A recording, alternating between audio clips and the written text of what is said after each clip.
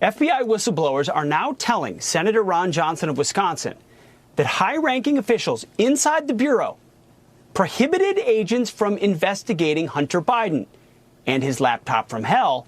They could not investigate, they were told, until after the 2020 election.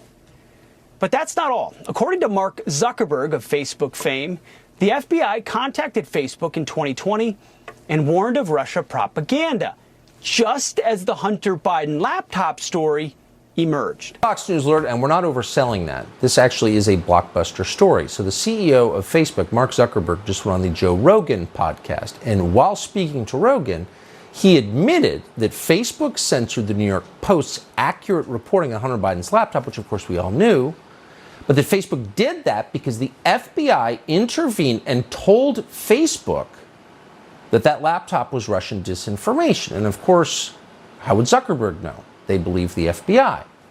Now, keep in mind, the FBI had Hunter Biden's laptop when they said that. They've had it since 2019.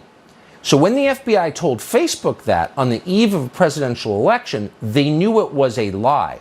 They interfered in the last presidential election. If ever there was an attack on democracy, it's the country's largest law enforcement agency weighing in a dishonest way 3 weeks before the voting begins. Here's a clip.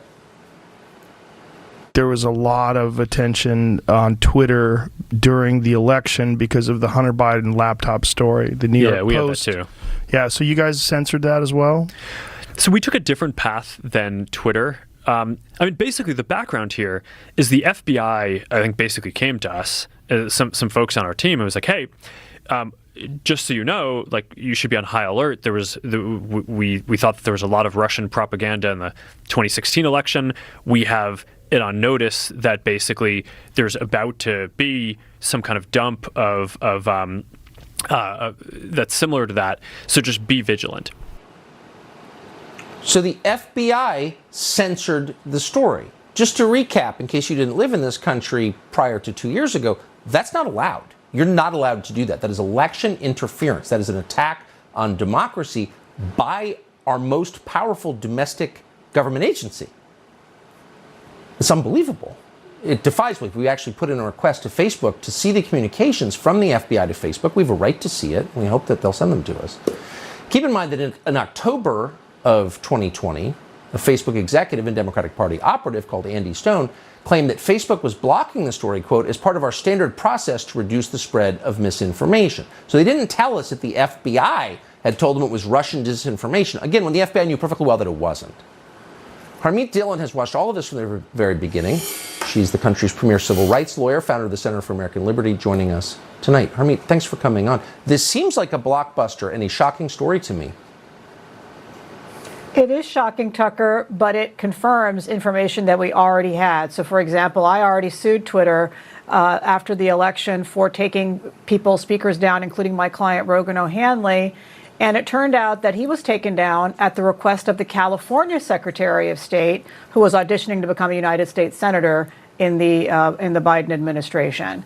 And so we filed a lawsuit, went to court, showed the judge all the evidence of how the government was involved in the censorship, and the judge didn't buy it. This case is now pending before the Ninth Circuit, and there have been other instances like this, but hearing it from Mark Zuckerberg's mouth is truly stunning, and I don't know how the government can deny this. So to be clear, the timeline is that just 3 weeks before the 2020 election is when the FBI reached out to Twitter, Facebook, as well as maybe other companies, and said, hey, we heard about this Russian disinformation. You might want to suppress this information on your website. And by the way, when the FBI reaches out to you, taps you on the shoulder, and asks you to do something, that isn't a suggestion. They have subpoenas, they have guns, and they also are from a government that regulates you. And so this is shocking, and it demands an investigation, but it just adds up to the pile of evidence that I've been saying points to a major reorganization or disbanding of the FBI is needed at this point. I don't trust anything that they say.